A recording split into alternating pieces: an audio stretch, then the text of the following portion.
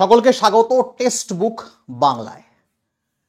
RRB Guwahati, RRB group D Guwahati zone, এটা এখন সব থেকে বেশি আলোচনার বিষয়। তোমরা অনেকেই বলেছিলে স্যার গুয়াহাটি জোনে কি হতে পারে, সেই কারণে আমার এই ভিডিওটা আনা। আমি গুয়াহাটি জোনের যে থাম্বনেইলে দেখতে পাচ্ছ শূন্যপদ 2048 আর মোট ফর্ম ফিল আপ হয়েছে 10,72,841। তো এই ফলাফলটা কেন তোমরা খুব ভালো করে জানো, ইউটিউবে বিভিন্ন লোকের video, safe zone, green zone, red zone, আর ওই ইউটিউবার গুলো যখন বলছে এই আন্ডার কা ডাটা, ইয়ে আমরা ভিতরের ডাটা তোমাকে বলছি, এত ফর্ম ফিল আপ হয়েছে, পরে মিলিয়ে নেবে, সেই ইউটিউবার গুলো মনে মনে বলছে কেউ হিলা ডালা না। হ্যাঁ, তো একদমই পরিষ্কার কথা, একদম মানে এই কারণটা হয়েছে ইউটিউবের বিভিন্ন রকম উল্টো পাল্টা ভিডিওর কারণে। গুয়াহাটিতে কম্পিটিশন কম হবে, গুয়াহাটিতে কম ফর্ম ফিল আপ হবে, এই করে করে eastern zone, Kolkata south eastern জোনকে একদম পুরো নামিয়ে নেওয়া হয়েছে, যেখানে মাত্র 1,80,000 ফর্ম ফিল আপ হয়েছে 1,044টা ফর্মের এগেনস্টে। দেখো কিছু তো করার নেই, এখন তো কিছু করার নেই। এখন কি করার আছে? এখন করার আছে পড়াশুনো, এখন আর কিচ্ছু করার নেই। আমি যদি গুয়াহাটি জোন সম্পর্কে তোমাদের পুঙ্খানুপুঙ্খ একটা বিশ্লেষণ দিই, তোমরা আরো বেটার বুঝতে পারবে। দেখো দেখো গুয়াহাটিতে টোটাল ফর্ম ফিল আপ হয়েছে 10,72,841, যেখানে তোমার ভ্যাকান্সি 2,048। যদি ওভারঅল ভাবি একটা সিটের জন্য মানে ফিজিক্যাল দেওয়ার জন্য লড়াই করবে 534। সিপিএস মানে কি? ক্যান্ডিডেট পার সিট। সিপিএস মানে ক্যান্ডিডেট পার সিট, এটা হচ্ছে ওভারঅল। আমি যদি একটু জেনারেল, এসসি, এসটি, ওবিসি প্রত্যেকটা দেখাই, আরো বেশি তুমি বুঝতে পারবে। ঘাবড়ানোর কিছু নেই, ভয় পাওয়ার কিছু নেই। এটা এর আগেও হয়েছে। আমি যদি তোমাদেরকে আরো একটু সহজ এক্সাম্পল দিই, ফুড এসআইয়ের এক্সাম, যদিও সেটা ক্যান্সেল হয়ে গেছে, সেখানে মাত্র 400-500 সিটের জন্য 13 লক্ষ পরীক্ষা দিতে গেছিল। ওসব ভেবে লাভ নেই, পড়াশোনা যদি করো তুমি পাবে। ওখানে যদি ঠিকঠাক ফেয়ার হতো, লোককেই চাকরি পাবে না। বা সাপোজ ধরো না পিএসসি ক্লার্কশিপে 13 লক্ষ পরীক্ষার্থী তোমার তোমার হচ্ছে ফর্ম ফিল আপ করেছিল, সবাই তো পরীক্ষা দেবে না। এই 10 লাখের মধ্যে ম্যাক্সিমাম 8 লাখ পরীক্ষা দিতে যাবে, এটাও একটা ম্যাটার। 2 লাখ পরীক্ষা দিতে যাবেই না, ঠিক আছে, তারও কম যেতে পারে, এই একটা কারণ। তাই ঘাবড়ানোর কিছু নেই। বলেছে, ওই বলার কারণে এটা হয়েছে। এখানেও তাই হয়েছে, চেন্নাইতেও তাও হয়েছে, সেকেন্দ্রাবাদেও তাই হয়েছে। এইবার আমি যদি তোমাকে একটু বিশ্লেষণ দেখাই, তোমার কাছে অনেক বেশি ছবিটা পরিষ্কার হবে, তোমাকে কতটা এখনো এফোর্ট দিতে হবে যদি গ্রুপ ডিতে এবার তোমাকে ক্র্যাক করতে হয়। আমি যদি তোমাকে বলি ওবিসিতে কতজন ফর্ম ফিল আপ করেছে? 4,83,000। ওবিসিতে ভ্যাকান্সি কত আছে? ওবিসিতে ভ্যাকান্সি আছে 552। ওবিসিতে একটা সিটের এগেনস্টে লড়াই করছে 876 জন। কিছু করার নেই, করছে 876 জন। যদি ইডাব্লিউএস তোমাকে দেখাই, ইডাব্লিউএস এর 57,000 ফর্ম ফিল আপ হয়েছে, 206টা ভ্যাকান্সি, একটা সিটের জন্য লড়াই করবে 281 জন, একটা সিটের জন্য লড়াই করবে। যদি জেনারেল তোমাকে বলি, জেনারেলে 1,60,000 ফর্ম ফিল আপ হয়েছে, ভ্যাকান্সি আছে 828, এবং এখানে লড়াইটা অনেকটাই কম, মাত্র 194 জন প্রত্যেকটা সিটের পেছনে। তার মানে জেনারেলদের ক্ষেত্রে কিন্তু এটা সত্যিই লাভের জায়গা হয়েছে।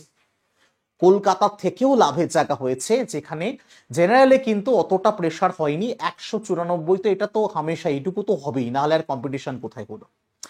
যেটা গল্প ঘটে গেছে, যেটা খুবই টাফ গল্প ঘটেছে, সেটা হচ্ছে এসসিতে। এসসিতে 2,78,000 ফর্ম ফিল আপ হয়েছে 309টা ভ্যাকান্সির এগেনস্টে, সেখানে একটা সিটের জন্য লড়াই করবে 902 জন।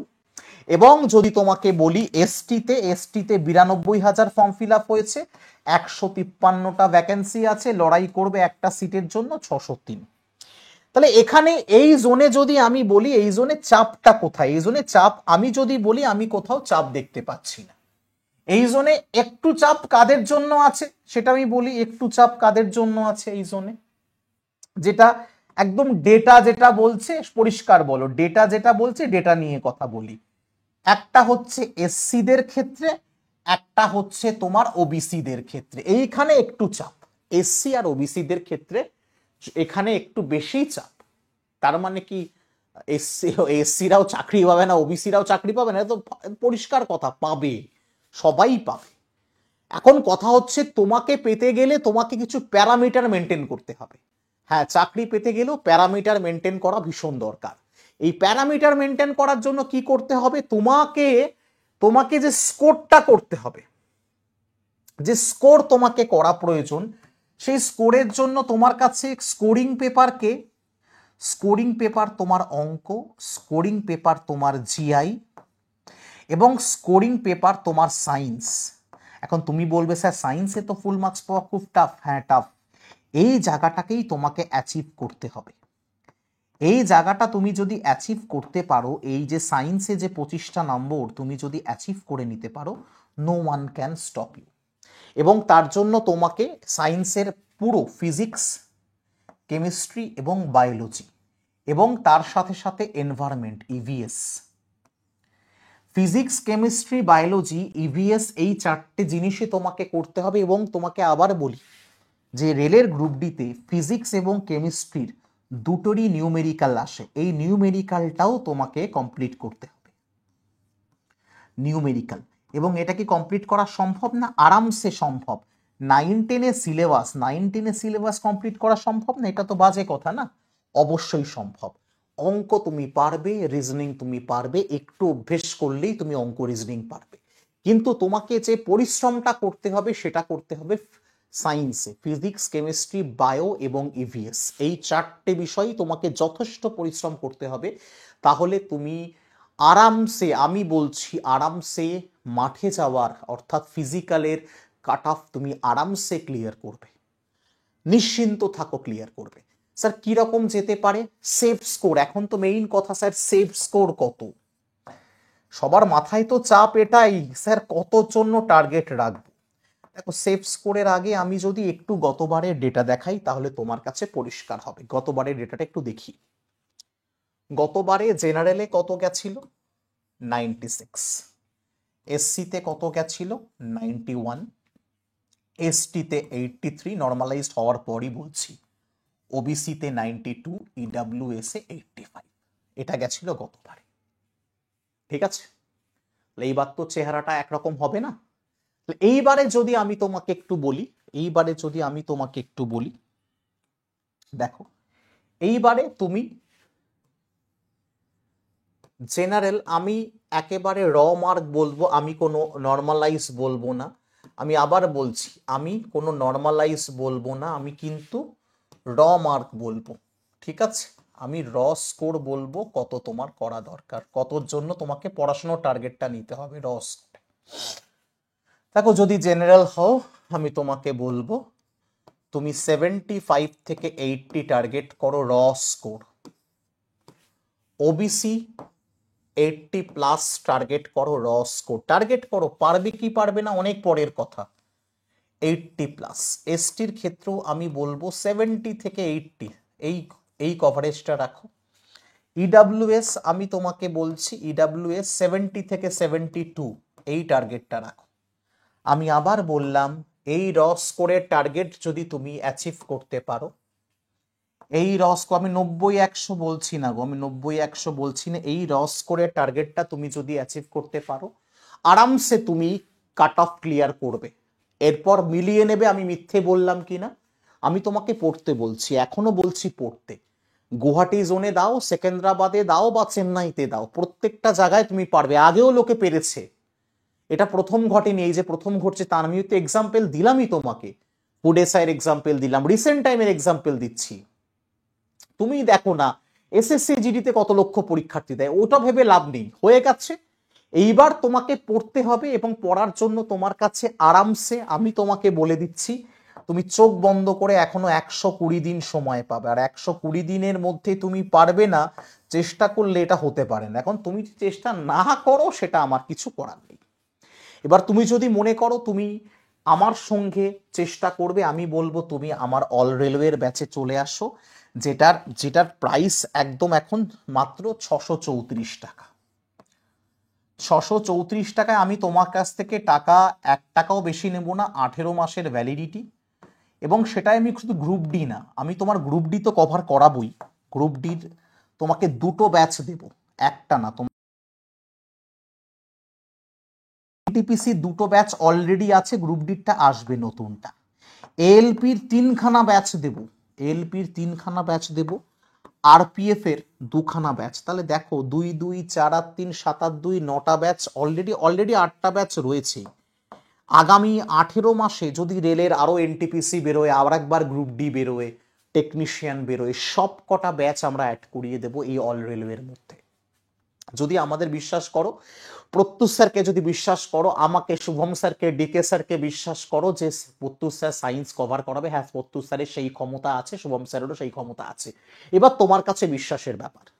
তাই আমি তোমাকে বলবো, যদি মনে করো তুমি এই নাম্বারে হোয়াটসঅ্যাপ করো, স্ক্রিনে দেখো নাম্বার দেওয়া আছে 7001630649, অথবা কুপন কোড SHUB ইউজ করো, তুমি এই প্রাইস 634 টাকাতেই পাবে। কত? 634 টাকা। এটা কিন্তু অফার চলছে, তাই অফার না চললে এটা কিন্তু 991 টাকা। আবার বললাম, কিন্তু আমি বলবো যদি নিজের প্রতি কনফিডেন্স থাকে আমি চাকরি পাবো, তাহলে টাকা খরচ করোই না। আমি বলবো তুমি বেঙ্গল টাইগার 2.0 নাও। আজকের দিনে প্রাইস হচ্ছে 1599 টাকা, এবং তুমি যদি এই বেঙ্গল টাইগারের 80% পড়াশুনো করে 80% কভার করলে, এখানে রেলের সব ব্যাচ পাচ্ছ যা দেখালাম, এসএসসির সব ব্যাচ, স্টেটের সব ব্যাচ, অগ্নিবীরের সব ব্যাচ, এবং তোমার যদি ফাউন্ডেশনে প্রবলেম থাকে, জিরো টু হিরো ফাউন্ডেশন, সেটাও আমরা অ্যাড করে দিয়েছি। স্যার তো ওটার দাম তো অনেক বেশি, কিন্তু না, তুমি যদি 80% কভার করলে তোমার চাকরি হবে, এটা আমার কনফিডেন্স। যদি তারপরেও না হয়, মিথ্যে হয় স্যার আপনাদের কাছে পড়ে চাকরি পাচ্ছি না, তুমি 80% কভার করে বলো, তোমাকে আমি ফুল রিফান্ড করাবো। তুমি প্রমাণ দাও স্যার আমি 80% কোর্স কভার করেছি কিন্তু আমার সিলেকশন হলো না, স্যার আমি এতগুলো পরীক্ষা দিয়েছি আপনারা পারেননি, তোমার টাকা আজ পর্যন্ত কোনো ইনস্টিটিউট এত দম নিয়ে বলতে পারিনি তোমার টাকা রিফান্ড করবে, সবাই খালি টাকা নিয়েই গেছে। আমরা প্রথম বলছি তোমার টাকা রিফান্ড করবে। তাই বলবো যদি বেঙ্গল টাইগার 2.0 নাও, এখানে তুমি সমস্ত স্টেট সেন্ট্রাল মিলিয়ে প্রায় 32টার উপরে ব্যাচ পাবে, 32টার উপরে, এবং আগামী 2 বছর ভ্যালিডিটি, 2 বছরের মধ্যে তুমি চাকরি পেলে টাকা ফেরত তো পাচ্ছই, না পেলেও পাচ্ছ। 2 বছরে যত ব্যাচ আসবে, সামনে ধরো পিএসসি আছে, ডাব্লিউবিপি আছে, SSC, group C, group D আসতে পারে, সবকিছু এর মধ্যে ইনক্লুড করাবো, এটা আমাদের কমিটমেন্ট। ব্যাস, এর বাইরে বিশেষ কিছু বলার নেই। আলটিমেটলি একটাই জিনিস বলা, যদি তুমি আমার সাথে জুড়ে থাকতে চাও, এই যে ডেটাগুলো দেখালাম, ডেটাগুলো নিজে হাতে নিয়ে নিজেকে সবসময় মোটিভেট করবে যে আমাকে পড়তে হবে। এই ডেটা তুমি যদি চাও আমি টেলিগ্রামে আপলোড করে দেবো, কারণ এই ডেটা তোমার দরকার। এই ডেটাটা দেখে তুমি বলবে আমাকে পড়তে হবে, I have to learn, I have to learn, I have to learn, I have to read, I have to achieve. পারবে, তোমাকে পারতেই হবে। আমার কাছে পড়ার দরকার নেই, অন্য যার কাছ থেকে পড়ে তুমি অনেক বেশি কনফিডেন্ট বোধ করছো সেখানেই পড়ো, দরকার নেই আমার কাছে পড়ার। ব্যাস, এর বাইরে বিশেষ কিছু বলবো না। যদি ভালো লাগে ভিডিওটাকে শেয়ার করো, লাইক করো, অবশ্যই জানিও যদি কোনো সমস্যা থাকে। ভালো থেকো, জয় হিন্দ।